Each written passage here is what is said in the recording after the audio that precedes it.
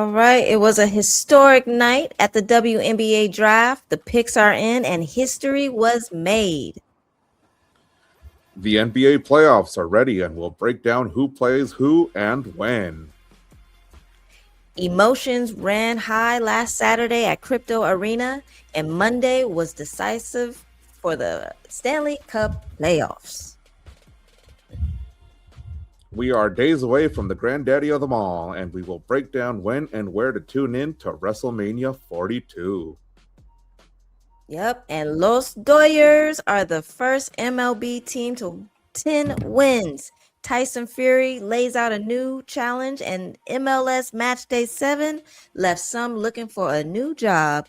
We'll get into all of it here on They Be Talkin. They be talking, talking, talking, talking, talking, talking, talking, talking, talking, talking, talking, talking, talking, talking, talking, talking, talking, talking,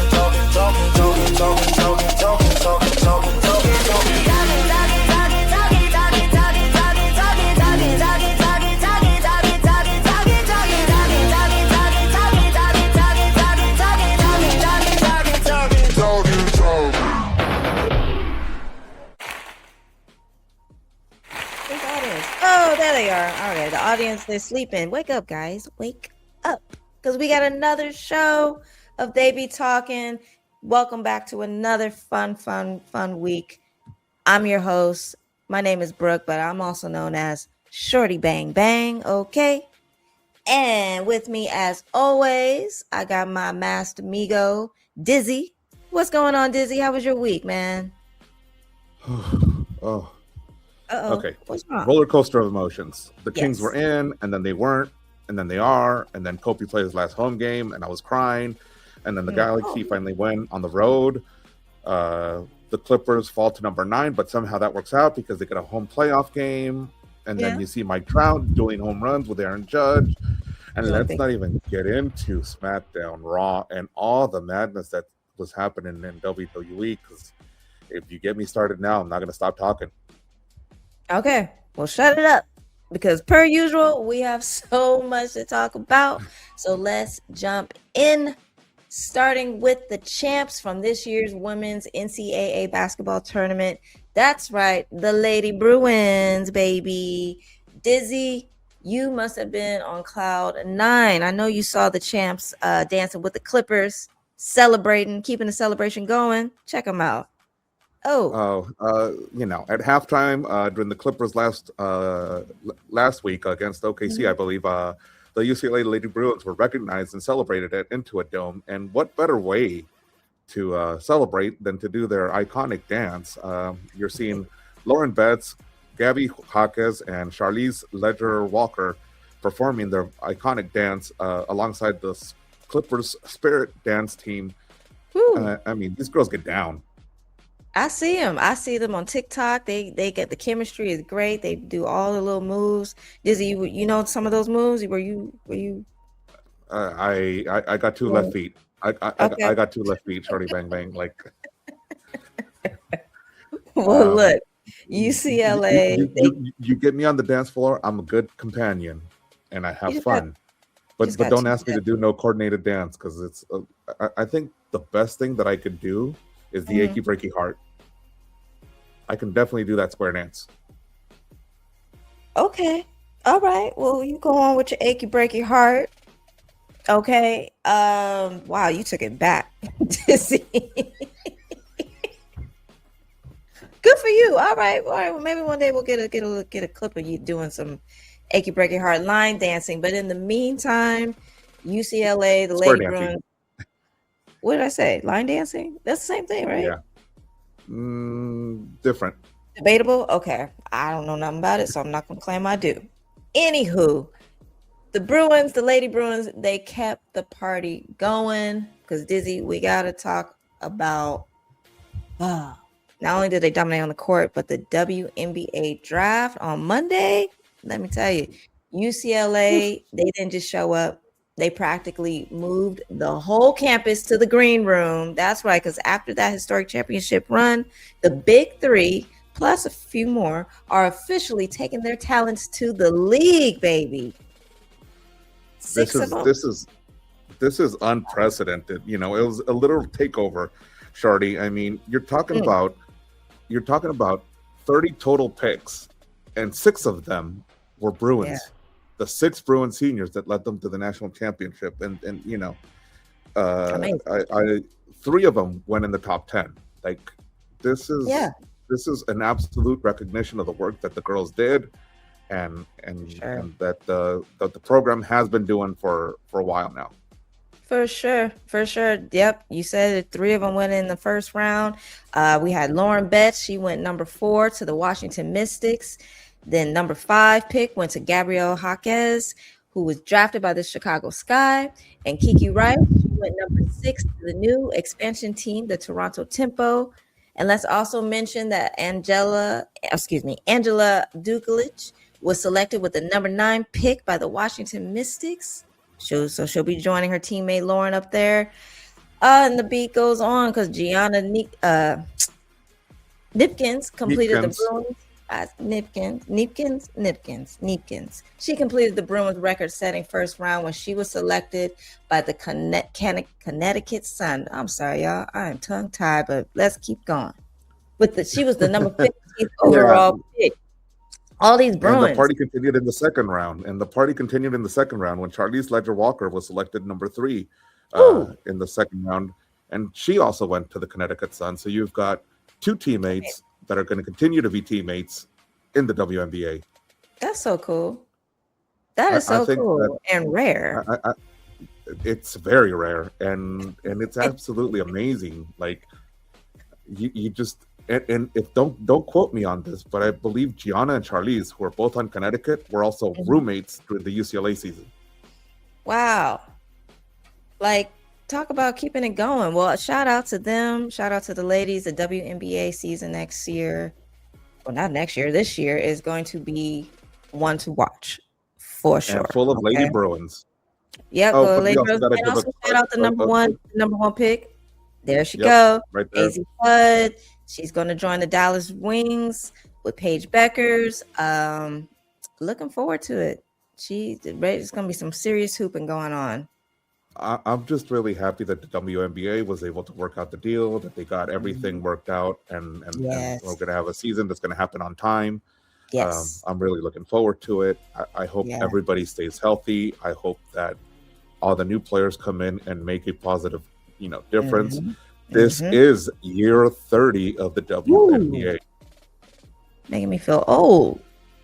Year 30? It's year 30 of the WNBA. That's cool. Well, and also real quick shout out to Asia Wilson, who she got a new big contract with the Las Vegas Aces. It's one of the biggest in WNBA history. I believe it's $5 million for 3 years. As she should. Kudos. All right. Well, let's keep it moving. We got the guys now. We're going to move it on to the NBA because the regular season is officially a wrap and the brackets are being set as we speak. We're heading into the most intense 2 months in sports. Dizzy, look at this Western Conference. The Thunder locked up that number 1 seed, of course, but man, the path to that championship is not going to be easy. It's not going to be easy at all. And in fact, the play-in already started. Last night we saw Portland beat the Suns 114-110. So the Suns stay in Phoenix to play the winner of the Clippers Warriors, who play later tonight. Or actually, they're starting to play right now, if I remember correctly. It's okay. It's happening. The time zones. It's all happening. And then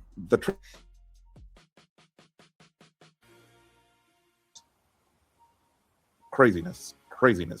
And then on the Eastern Conference, you had the Hornets. The Hornets beat the Heat in overtime, and they locked in the opportunity to play against the loser of the Sixers Magic. And then the winner of the Sixers Magic, which is about to happen any minute now, is going to play Boston in the first round. Complicated playoff system, this play-in tournament. It basically limits the amount of lottery teams now, but at the same time, it makes things exciting because you don't have to have the greatest season. You just have to finish strong to be able to qualify. Yeah, I agree. I like this new system. It adds a little more spunk to it, a little more fire, a little more passion to it. But Dizzy, don't sleep on my Lakers, though. You know, they're in the 4th spot, and they're going to be facing the Rockets in the first round. That's going to be very high octane because, you know, LeBron and them. Well, they're trying. It's LeBron versus KD. It's LeBron versus KD again. That's right. And it's just going to be. It's going to be emotions. They're going to run high. It's going to be hard hitting. It's going to be, you know, the other one that you got to look out for is the Wolves and the Nuggets, because those teams tend to get physical. And I'm looking forward to that. That's going to be one to watch. The Knicks Hawks is going to be another physical one. And you can't sleep on the Pistons. As much as at the tail end of the season they started to tank a little bit, you can't say that they tanked it because they finished first in the East. So no, I don't think they were trying to tank or do anything like that. They've been able to bounce back, and now they got the number 1 seed, and they're about to do their darn thing on the East. We'll see what happens. But real quick, bringing it back to the West Coast, the Lakers.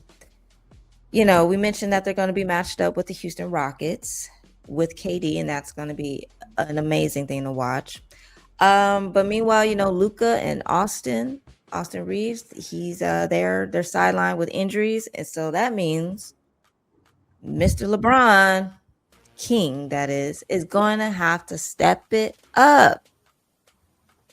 I think he can do it. He's already been lifting this team up. I mean, he's shown glimpses of LeBron of old, and he's definitely, you know, he's turning back the clock. He's playing high level, and he's definitely carrying the Lakers on his back. Yep. I'm not saying he didn't play like this all season, because he's been playing at a high level all season. But right now, with the injuries to the other stars of the Lakers, the team hasn't really lost the beat, and that's all credit to LeBron. Yeah, well, he literally has to turn back the clock.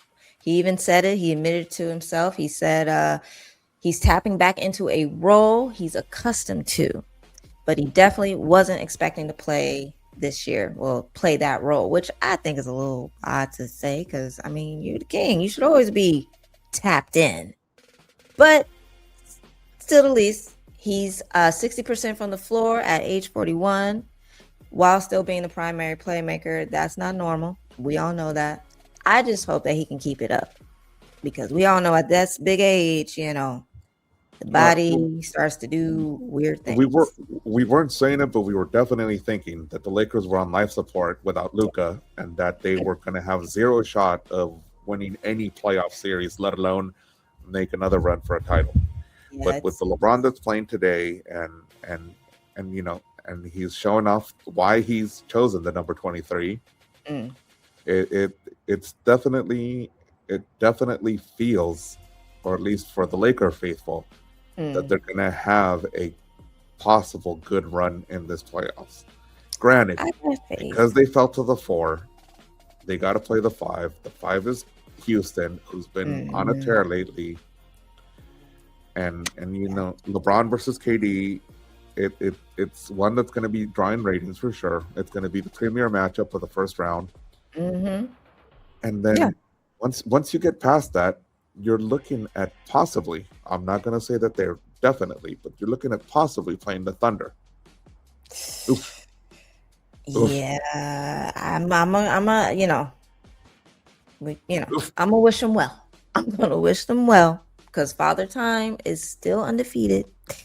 But LeBron, you know, he's taking the Lakers to a 7-game series with KD, and I think he's gonna do his best, and we're just gonna hope for the best. And hopefully, maybe Luka and Austin can return, but they're saying less likely. I don't know. It feels like Luka's definitely out for the whole first round. Yeah. And maybe even part of the second, should they keep going. Talk about great timing, huh? That's a tough one. That's a tough one, because you can't predict injuries, and you can't blame the coach for any of it. It was just no, they're taking the right precautions to it. But again, I'm just like, all this load is starting to go on to LeBron, which means we got some other players on the team, right? Rui and Aiton, and come on, y'all, show the Kings some support. So we'll see what happens. The first round, or the Lakers play Houston this coming Saturday. We'll be talking about it next week for sure. All right. Now we got some bombshell news coming out of Milwaukee. The Doc Rivers is officially stepping down. After all the hype about him coming home to the Marquette territory, the experiment is officially over, and after just 2.5 seasons. Womp, womp. It's a tough exit for the Hall of Famer. Yeah.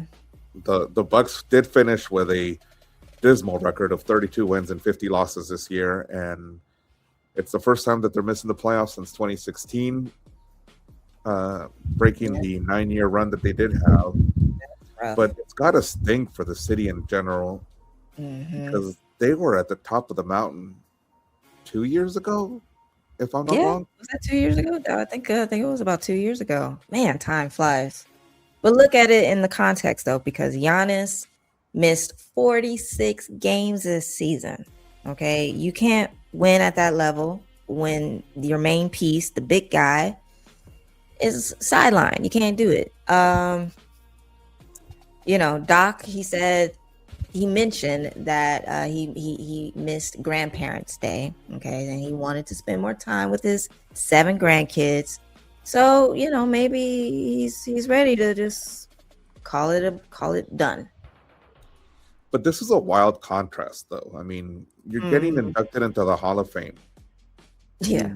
You moved into 6th place all time in coaching wins.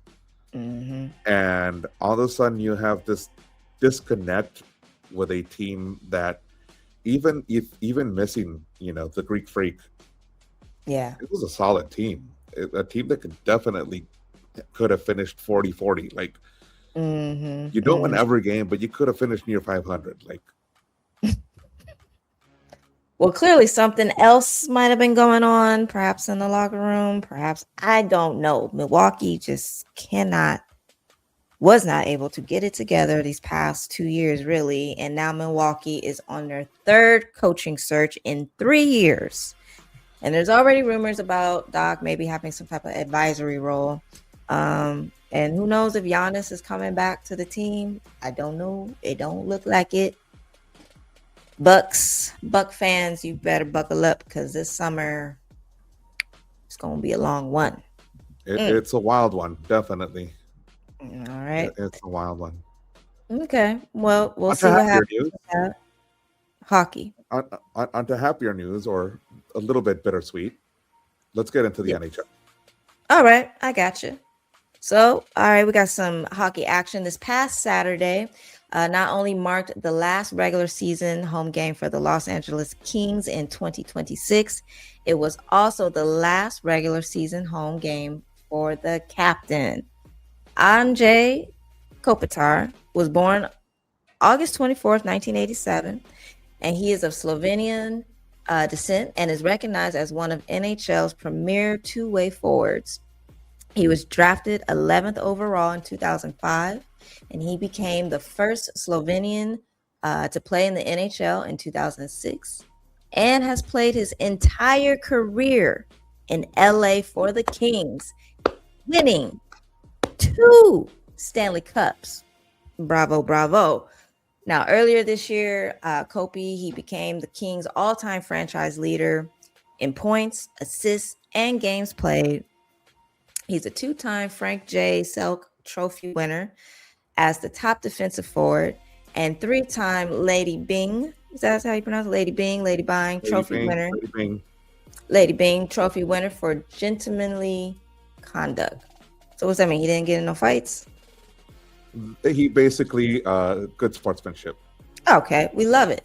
He's been the Kings captain since 2016 and has consistently led the Kings in scoring for over a decade. And he's regarded as the cornerstone of the organization, representing Slovenia internationally. Shout out to Anze, the captain. Oh man. No, and if you take a listen to his post game speech, Mhm. there wasn't a dry eye in the house. Like Oh, it was very emotional. You know, what a moment. he thanked the city, he thanked the fans, he thanked the organization for giving him 20 solid years with them. 20 years. Wow. That is a rare thing to see nowadays with all the free agency and all the possible moves that people do. The fact Hmm. that you start your career with a franchise and end it with a franchise. Kopi, he did it the right Yeah. way, and he definitely did it the King way. Shout out to Kopi. Salute. Salute. Speaking of the Kings, Mhm. they were in action on Monday night as they were facing Seattle. The Kraken were trying to spoil their hopes of continuing this amazing run. The Kings were on a 4-game win streak, and San Jose had just beaten Nashville 3-2, which opened a peculiar window of opportunity. Yes, they did that. There's also they opened a unique opportunity to LA. They clinch a playoff spot and eliminate the Sharks, Predators, and Jets. So not only did that ensure Kopitar hasn't played his final match, they can also jump as high as number 2 in the Pacific standings on Thursday. And the Golden Knights could clinch the Pacific tonight, but Oilers are the current number 2, but they can jump to 1 if Vegas loses. And the Ducks at number 3 could fall to the WC2. That's the wild card. Western Conference, I'm sorry, number 2, and face the Avalanche, who are not only the top team in the Central, but the top team in the NHL this season. So, and also the Utah Mammoth, they're in their first season since leaving Arizona, formerly the Coyotes. Well, they're locked in for the Western Conference. Yep, and this is just a really, really wild ride A lot because going on. Yeah. the Pacific is separated by 3 points from first place to fourth place, and the top 3 teams are guaranteed. The fourth team, in this case, is also guaranteed because they're all basically in the playoffs. Okay. But Kings can jump as high as 2. The Ducks could fall as low as 4. The Oilers could be number 1, and Vegas could fall to number 2. All I hope is at the end of the day that the Kings don't have to face the Oilers for the 5th year in a row in the first round, because we have not been able to beat the Oilers the last 4 years. And the Oilers, once the playoffs start, they kind of like switch gears and they play like they're unbeatable. It doesn't even matter. Like it's insane. This is almost crazier than Wrestlemania. This is a lot going on, Dizzy. This is wild. But meanwhile, in the Eastern Conference, let's not forget that there's another conference of teams that's already locked in. That's right. You've got the Metropolitan number 1, who's the number 1 overall seed in the Eastern Conference, the Carolina Hurricanes. We're going to be hosting the Ottawa Senators in their first round matchup. Okay. Then you've got the Pittsburgh Penguins, who will be hosting the Philadelphia Flyers in a Battle of Pennsylvania, which every time these two teams meet, there's at least one fight a game. Like, they just don't like each other. It is insane. But they're fighting in the playoffs too? Yeah, no. Well, they're just fighting in general. They dislike each other.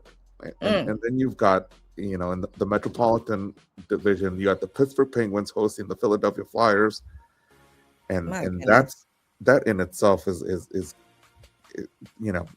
that matchup is crazy. You've got the Sabres, who are the number 1 in the Atlantic, hosting the wild card Bruins, which is going to be a great matchup for the Bruins because they can easily beat the Sabres, and they've shown that they can. So there's going to be a little drama there if the Sabres can't get past this. You got the Lightning hosting the Canadiens as the other matchup in these playoffs. The Canadiens finally returning to the playoffs after a drought of many, many years. Who's missing in this whole thing? The Florida Panthers. Oh, where are they at? They are eliminated. They are mathematically out. But they are, and they were the reigning champions. What? How does that happen? Wow. they had a series of injuries and a rough stretch, and it Dang. catches up to you when you go to back-to-back Stanley Cups, and Wow. it just catches up to you. How unfortunate. But well, all I know is I'm gonna be rooting for the Kings. You too, Dizzy? Maybe. I am hardcore on that. Oh, you Kings got it at it. You got it at it. I Okay, am you on got that to. Kings bandwagon. You know, You are contracted to root for the Kings. Well, I wish the Kings luck and the rest of the teams luck as well. The playoffs are getting ready. It's about to get very exciting, especially in the city of LA. Speaking of city of LA, let's move on to baseball. Because the Los Angeles Dodgers, yep, they became the first MLB team to reach 10 wins in the 2026 season. And they achieved this milestone on April 10th. That was last week. And they secured this early season milestone following a hot start, sweeping the Diamondbacks and the Nationals. Yep, they did that. Friday, they beat the Rangers in a dramatic 8-7 win with a Max Muncy walk-off home run. Is this too early of a sign? Is this an early sign of a third consecutive win championship? It is. You know what? That was rhetorical. I'd love for the fans at home to chime in on that, because let us know. Let us know. It just feels like they added pieces to make themselves better, which I don't know how you do that in today's market. Like, they brought in Tucker, they brought in Edwin Lopez to close it out. No, but still, like, how do you keep your team together and add pieces to it? Like, that's not like that. You shouldn't be able to do that in today's market. Well, when you're a champion, anything is possible. Apparently, they're cheating. They're just cheating. They're cheating. Oh man! Well, look, all these Dodger haters out there, go on and let us know how you really feel. Go on, let us know. They're cheating. Go Angels. Anywho, let's move on. Continuing with the Major League Baseball, 8 clubs unveiled a new wave of City Connect uniforms for 2026 on Thursday. And the bold new look for the Braves, Orioles, Reds, Royals, Brewers, Pirates, Padres, Rangers. Each club partnered with Nike and Fanatics, and the new uniforms will remain as part of the club's on-field rotation for multiple seasons to come. This is, that's nice. They just keep doing something to keep taking money from my pocket. I don't like it. I don't get it. I don't want it. I don't need it, but I do. But you do, and you're probably gonna go get it. That's the whole point. A couple of them for sure. A couple of them. Oh, they got you already. Yeah, they got you already. The Atlanta Braves, they got the powder blue uniforms. I like these. This is from the 1980s. They were the inspiration of a modernized design with red piping and updated Atlanta script and ATL block letter sleeve patch. The team's contemporary color scheme is paired with the throwback style. I like the throwback style. I like the socks too. His socks are killer. Okay. Then we got the Baltimore Orioles. The O's, they threw it way back to the 1890s. Did I read that right? You read that right. 90s. It's a Baltimore Baseball Club. Wow. Let's see. They got the old school B on the cap, and the uniform design pays tribute to Camden Yards with motifs that include the brass home run plaques and the wrought iron scoreboard clock. The Oriole bird sits perched atop the Be More lettering. That's cute. I like it. Cincinnati Reds, I really like theirs. Now, with a nod to the vest style jersey the Reds last wore more than 2 decades ago, they got pinstripes returning to the fore in a tone on tone style. Got that red on red. A sleeve graphic features the Tyler Davidson fountain, which begins flowing each year around opening day. I like this. That's a pretty uniform. I mean, I'm not a red fan, but that's a pretty uniform. I also like the design on the seat and the hat. Like that. Yes, That's fly. very fly. The Kansas City Royals didn't hold back. The city's official City of Fountain logo inspired a fuchsia to blue gradient that highlights Kansas City's iconic waterways. A new twist on the R logo pays homage to the team's original 1969 mark, and the heart logo reflects Kansas City's placement in the country's heartland. This is nice. And then you go to the Brewers. They're honoring Brew Crew's role not just as Milwaukee's team, but Wisconsin's team. A water-tone base and a cream accent evoke the Badger State's lakes, shores, and bluffs, and a gradient woodwork that is inspired the state's beautiful summer sunsets. The Wisco lettering on the chest is the state motto. On the collar is redesigned. The sleeve patch and all serve to celebrate the team's history and Wisconsin's rich heritage. Okay, that looks pretty clean, simple. I like it. Meanwhile, the Pittsburgh Pirates, the pirate-style word mark on the chest draws inspiration from the city's 3 sister bridges across the Allegheny River. I think that's how you say that. Sorry, Pittsburgh. While red accents and Jolly Roger elements bring a splash of color to the black and gold backbone that is elemental to Pittsburgh sports tradition. Black and yellow, black and yellow. Okay, then we got, the lettering is pretty cool. It's pretty cool. Yeah, and the hat, the pirate kind of like looks cool. Like, yeah, I like it. Okay, now on to the Padres, San Diego Padres. They're celebrating the San Diego's binational culture with a focus on Dia de los Muertos. The design features a chess word mark reflected of a sunset, a La Catrina sleeve patch, marigold pattern trim, bone-colored hat and pants, and in a nod to Mexican folk art, a papel picado jock tag. I mean, I like the belt? No. When you go to a Mexican party and you see those papers hanging. Oh yes. Okay. That's what papel picado is. Got it. Okay, that's clever. I like the homage to Dia de los Muertos. I just don't like the fact that it's San Diego. Yeah, we don't like that. But I will give them credit though. This is better. Let me not. I don't want the Padres coming for me. Moving on, Texas Rangers. Yes, the Rangers also celebrate Mexican heritage near the border with cochino red anchors and a Tejas word mark across the chest, as well as a charro embossed belt and mariachi inspired bill patterns. Okay, it clean. Texas. Texas. All right, which one of those you gonna buy? I'm thinking about getting the hats more than the jerseys. Okay, I can see that. I am quite the hat collector. And mask collector too, huh? No comments. All right.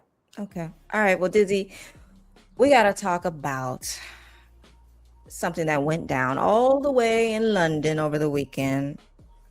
We're talking some boxing, and we're talking the heavyweight champ, Tyson Fury. He is officially back after 16 months out of the ring. He didn't just return. He put on a clinic, okay? He went toe-to-toe with, what's his name? Arslanbek Makhmudov. I just impressed myself. Makhmudov. And, so it was like a unanimous decision. But you know what, Dizzy? The real fight, it happened after the final bell because Tyson Fury called out Anthony Joshua, who was sitting ringside, and he basically said, hey, it's now or never, brother. You getting in this ring or not? I saw the whole thing. Look at, hi, Anthony. AJ didn't hold back. He didn't back down, and he talked the talk too. Yes, he did. He gave him the icy stare. He told him straight, I've never had a problem getting in the ring with you. I've punched you when we were kids, and I'll do it again. but you got to respect where AJ's head is at too, because he's still dealing with a lot after the tragic accident in Nigeria, and that took two of his close friends. But this little interchange, this is a match that I definitely want to see. Kudos to the boxing promoters, and kudos to Netflix who allowed this to happen. Yep, they set it up right. They had AJ ringside, Fury talking that smack. AJ gave it right back. Woo! There was a lot of emotions on both sides, Dizzy, and it definitely feels like the Battle of Britain that boxing fans have been waiting for over 10 years. It's finally on the table. I'll be looking out for that. Please, no further than August or September. Like, please make it happen. Now. I understand Fury needs to recover a little bit from his fight. It didn't feel like he got hit that much, so he may not need that much time to recover. But still, do you think Anthony Joshua might need? I don't know if Anthony Joshua requires, the time to. I don't think so. I think. I think that we're looking at a possible, fight of all times, or at least fight of the decade type of battle. I love it when two heavyweights really want to go at it. It's rare to see nowadays. We've been treated to some great fights between, Mayweather and Pacquiao and Canelo and some other folks. But I want the heavyweights to be back in the forefront. I want, Joshua and Fury to just crush it and leave it all in the ring. Like, I like the talking. Don't get me wrong. I'm a wrestling guy. We all love that. But I also love it when they just start showing their display of just absolute power and skill and speed and technique. Just show everything that they got. I can't wait for it. I hope Anthony gets his mind right, went through that tragedy, but he looks ready. I don't think he would have been ringside if he wasn't ready, so looking forward to that. All right, let's keep it moving. We got some soccer to talk about per usual. Let's get that MLS going. MLS Matchday 7 began with only one unbeaten team, LAFC, of course, who also happened to be the only team now Dizzy. They happen to be the only team yet to receive a goal. Combined with the Timbers on a 5-game winless skid, had Timbers head coach Phil Neville feeling the heat. All right. Christopher Velde opened the scoring and leaped onto Timber Joey's iconic log to celebrate. And the LAFC responded with a gorgeous debut MLS goal from 17-year-old homegrown Jude Terry, and saw a late Ryan Porteous winner chalked off by a tight video review offside decision. Then, just when it seemed the reeling Timbers had missed their chance to exploit a vulnerable opponent, substitute Kevin Kelsey nodded home the 2-1 game winner in Portland. Apparently, this was pure entertainment, Dizzy. All right. It definitely was, and you got to give it to Portland, who got their act together. I understand LAFC did not play all their stars. I understand why they didn't, because they were giving priority to their CONCACAF matchup against Cruz Azul, which they took care of business, and they have advanced to the semifinal. Kudos to LAFC for managing their talent. Unfortunately, it caused them to drop this match, but they still have a record scoreless streak, right? Yes. They set a record 571 scoreless minutes to start the season and rank 4th all-time in scoreless minutes all-time in league play. Dennis Boanga also became the 5th fastest player in league history to 100 goal contributions. Go ahead, Dennis.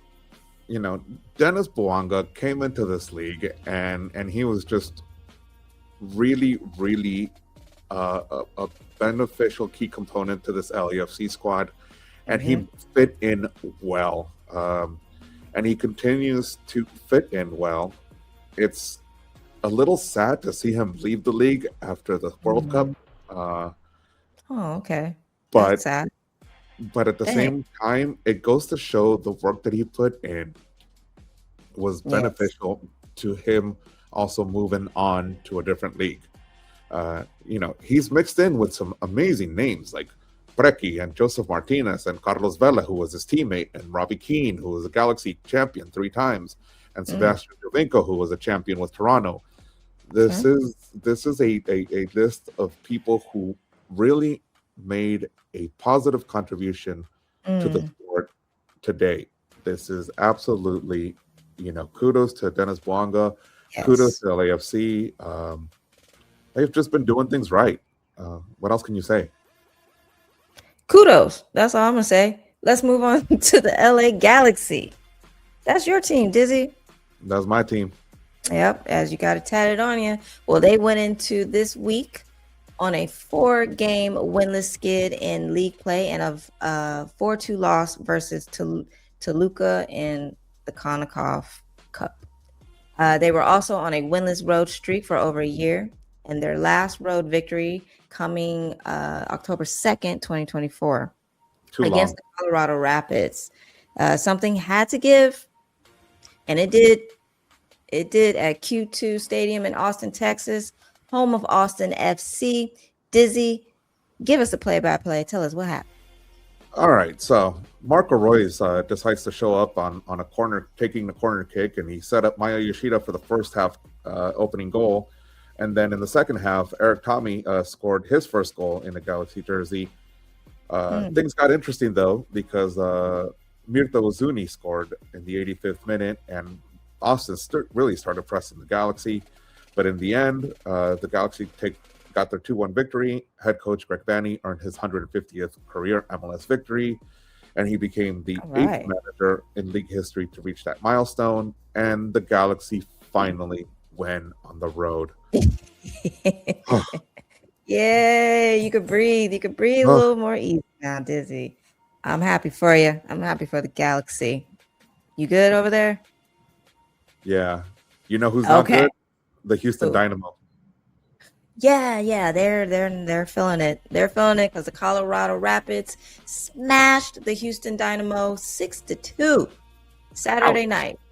Yeah, I don't really even see 6 goals. 6-2 Saturday night, paced by a brace each. Anyway, from Rafa Navarro and debutant Kosi Thompson, and a relentless hunger across the entire squad. Matt Wells' side have taken all 9 points from their 3 home games, scoring a total of 12 goals along the way and playing some legitimately intricate, attractive soccer in the process. Now, Colorado will aim to keep that energy flowing next week in one of Matchday 8's marquee fixtures as they host Lionel Messi and his reigning MLS Cup champs, Inter Miami at CM Power Field at Mile High, in a celebration of the 30th anniversary of the Rapids' inaugural home match, with likely a record crowd expected to pack that NFL venue. Okay, that's going to be a fun matchup. They're going to go play where the Broncos play. Oh, okay. That's going to be a big one for them. That's definitely going to be a big one for them. You know, and speaking of Miami, and you know, as lovely as Inter Miami's new stadium looks, and it's not a pun, it's actually new stadium. New, it's new and new. And new, clever. The Mariners are still seeking their first victory in the team's new facility after 17-year-old wonder kid Audrey Mehmeti bagged his first career goal to secure a hard-earned 2-2 road draw for Red Bull New York on Saturday. Miami rallied from an early deficit to snatch the lead 10 minutes after halftime, but it was not enough as Red Bulls just continued to pour it on. And, you know, Memeni and Dos Santos, you know, they grabbed the spotlights, young kids grabbing the spotlight for Red Bulls. This is another 17-year-old. This is a great result for New York. It is not so much a good result for Miami because it led to what we're going to talk about now. Ooh, yeah. Well, due to the lack of wins in their new home and some apparent rumblings in the locker room, the Intermiami front office decided to part ways with their head coach, Javier Mascherano. This all happened on Tuesday. This was the second head coach firing in week 7 as CFMontreal also fired their head coach, Marco Donadel, on Sunday. Okay. Montreal's change, I guess, it makes sense as they sit at the bottom of the Eastern Conference. Mascherano helped Miami win MLS Cup in December. And even though they have been unable to secure a win at new stadium, they sit third in the Eastern Conference standings. So what gives? Why they do Javier like that? I'm trying to understand that one. I don't get it. Your team's not doing horrible. Mm-mm. They're not getting the results you want the last 2 weeks, but that's not enough to fire somebody. I don't think. Ooh, this one's worse than Doc. So the rumors of the locker room must be true. Oh, what's the locker room? There. Essentially, Mascherano was brought in because he was Messi's friend, but apparently there's not that many friends left in that locker room. Dang. So Javier Mascherano is gone, as well as the head coach from Montreal. Well, they'll find something else. And that's 3 head coaches fired already in this young season. It just started. Orlando got rid of their coach, if you remember. Man, it's tough in the MLS. It is tough. Okay. All right. Well, more soccer news to come next week. Hopefully no one else gets fired. All right. Now on to some racing, NASCAR racing. That's right. Now we're on to the racetrack. Ty Gibbs, the 23-year-old grandson of team owner Joe Gibbs. Well, he won his first career NASCAR Cup Series. His NASCAR Cup Series race on Sunday, April 12th at Bristol Motor Speedway. Check him out. Ty outdueled 2 NASCAR champions in overtime to take the checker flag, winning the Food City 500 for his first Cup win in 131 starts. Gibbs' margin of victory was 0.055 seconds. Ooh, it marked the first overtime at Bristol since the 2015 spring race. It was an emotional Joe Gibbs celebrated his grandson's epic victory on pit road with the number 54 JGR crew. Look at that.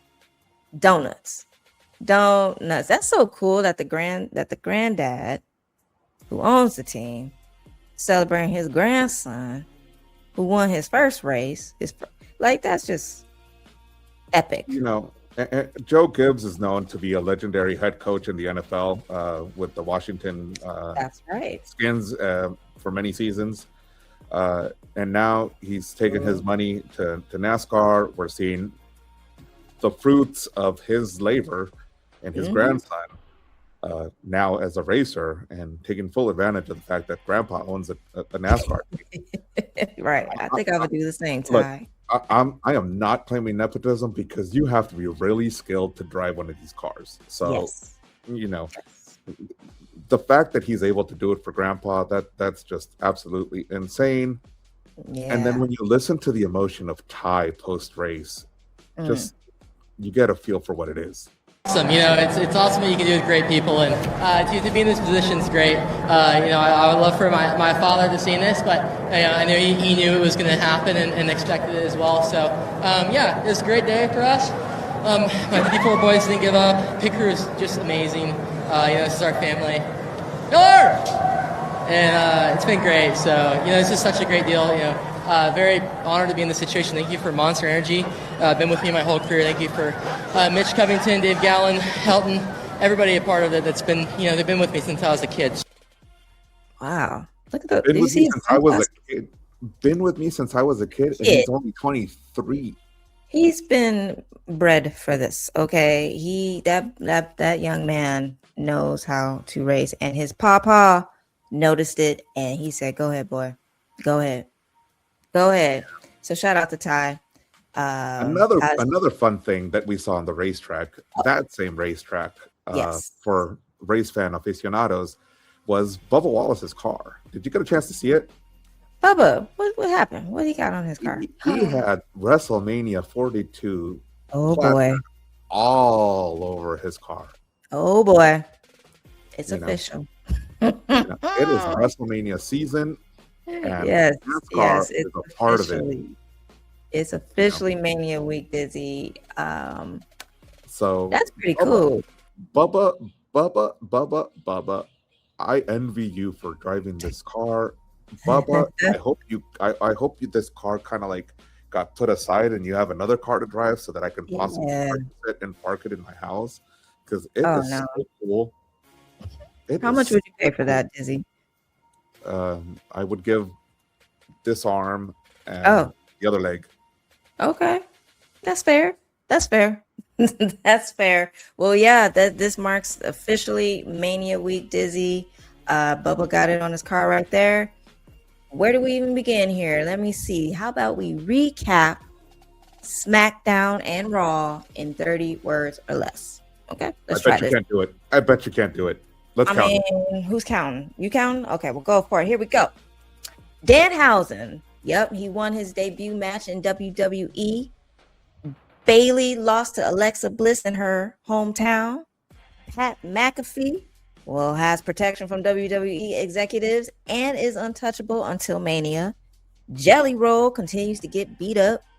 Rhea took out Jade's posse twice, but in return, Jade has taken out Io twice this week as well. All right. Brock and Oba signed their contracts separately. All right.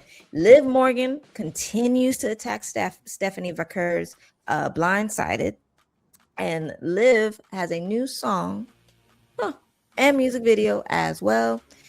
Roman and Punk face off one last time before Mania. So with that said, Dizzy, how many words was that? And which match are you looking forward to the most in WrestleMania 42? It was a little bit over 30. I think it was 36 words if I counted it correctly. You don't know how to count. Whatever. Key things to look forward to. Okay. Break it down. The Cody Rhodes versus Randy Orton match is going to be, the one to look at, because Pat McAfee walked out with the belt. And there you see the picture of Pat McAfee with Randy Orton holding Cody's belt. He's going to have to give it back to Cody at some point, because I don't think Cody will let him walk out with Cody's belt before Mania. No. So this is something that's probably going to happen on SmackDown. Okay. You've got you've got that crazy aspect of Jelly Roll, which is Jelly Roll really getting beat up by Randy, or is he a pawn in this whole scheme to make Cody believe that Jelly Roll is not siding with Randy, and then all the turns, and then you got Jelly and Pat and Randy all colluding together. Like, where is this going? Like, where are we going with this? Like, where's the plot twist? There's got to be a plot twist here somewhere. There's got to be a lot of plot twists. I'm just trying to piece it together. WrestleMania weekend is here. SmackDown's live on Friday. It's in Vegas, and you will see the Andre the Giant Memorial Battle Royal. Also on Friday after SmackDown, we will see the Hall of Fame induction ceremony featuring Stephanie McMahon, AJ Styles, Demolition, Psycho Sid, The Worm, Dennis Rodman, and Bad News Brown, along with the immortal moment being inducted, which was voted on by fans as Hulk Hogan versus Andre the Giant from WrestleMania 3. All that's going into the Hall of Fame. Wow. That's just Friday. That's Friday. This whole Friday. We've seen WrestleMania week and people going in for autographs and meeting some WWE superstars. Vegas is popping. Vegas is happening. Vegas is just going nuts. In fact, I'm racing to Vegas here soon. Hopefully, to sneak into one of these things. You know, we just got to do it. I wish you luck. I wish you luck. I wish you luck, because Saturday is another stacked full night of WrestleMania. Okay, we got the WrestleMania pre-show that starts at 3 p.m. Eastern, 12 noon Pacific, with the first hour of WrestleMania airing on ESPN2, kicking off with the 6-man tag between the Vision, which is Logan Paul and Austin Theory, and they're going to be with IShow Speed, and they're facing off with the Usos and LA Knight. The main event for Saturday is expected to be, as you said, Randy Orton versus Cody Rhodes for the WWE Undisputed Championship. And then, Dizzy, if you ain't tired after that, Sunday, okay, see if you can sneak into this one. This is going to be the same pre-show start time with the first hour airing on ESPN proper. And it's kicking off with the much anticipated bout between Brock Lesnar and Oba Femi. Yep, they're going to start things off. And the main event on Sunday will be the match between CM Punk and Roman Reigns for the WWE World Heavyweight Championship. What happens after Mania? Well, we go again with Raw on Monday, also live from Vegas on Netflix. Dizzy, are you gonna be able to sneak into some of these events? Because if so, I know I can, because I'm little and I could probably they won't know. No one's gonna ask. But you, I don't know. You gotta be clever with that. How are you gonna enjoy this week? Look, if I can't sneak in, I'm definitely watching it on ESPN Plus here in the States. And those of you internationally who are watching, you can enjoy it on Netflix. It is going to be one of the most stacked weekends of wrestling ever. Yes. If I happen not to make it into these events in Vegas, I will race back and I will hit you up, and we would gotta just do a barbecue and watch it out here in my backyard and just go nuts with the madness, because this is gonna go nuts. This is gonna go crazy. Well, I'm looking forward to it. Cleared my weekend, so let's make it happen. WrestleMania 42 coming to y'all, and we'll be talking all about it next week. All right. We got this day in sports history, Dizzy, April 15th, today. We are all number 42. Number 42. That's right. Today is one of the most significant dates in sports history, primarily marked by the one and only, the legend, Jackie Robinson. That's right. Jackie Robinson breaking the MLB color barrier back in 1947. Today is celebrated annually as Jackie Robinson Day across MLB, honoring his debut and the retirement of his number 42 across the whole league in 1997. He's one of the three professional players to receive this distinction. The others were Wayne Gretzky, who wore number 99 in February 2000, Oscar Robertson, number 6 in August of 2022. Shout out to the great Jackie Robinson. Broke so many barriers. Man, just an all-out athlete, philanthropist, role model, advocate. Advocate. That's right. Advocate. father, and husband, the all whole that, shebang. the whole shebang. Oh, And and a doctor. UCLA, and UCLA, Okay, yeah, and a and Bruin, UCLA, and and a Bruin, UCLA, and a Bruin. We heard you. and a And a Bruin, Dodger. and a Bruin. All right, so happy Jackie Robinson Day, y'all. And some other milestones on this day also include the Giants' first home game in San Francisco in 1958, and Magic Johnson becoming the all-time assist leader back in 1991, and Cal Ripken Jr. collecting his 3,000th major league hit in 2000. I remember those. Well, I remember the 90s and the 2000s. I kind of remember those events. Taking it back in history, another fun day, April 15th. You know,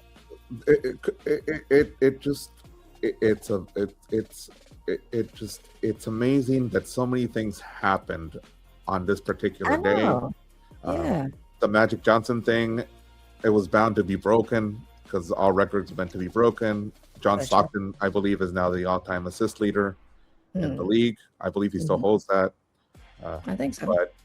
But you know, Magic doing it in '91, it was a different time. It was a different game.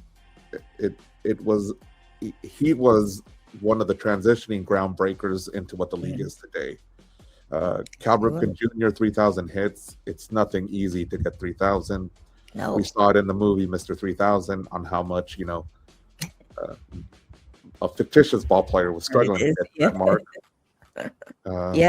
Yes. History makers. But mostly we're on number 42. Jackie Robinson breaking the color barrier. That is one that goes down all time for All everything, time. regardless of what times we're in. Yeah.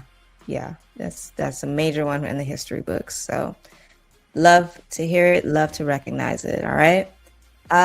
Dizzy, before we wrap up, let's show some love to the professional esports world, the video games. I hear we have a new MLS champion. There you go. Right. Who's Congrats to Toronto FC's Alfie Calder. He is the 2026 EMLS champion. They determined this because the team sponsors one video game player to be their representative in these tournaments. And these tournaments are using EA Sports EAFC. And I'm not exactly sure which format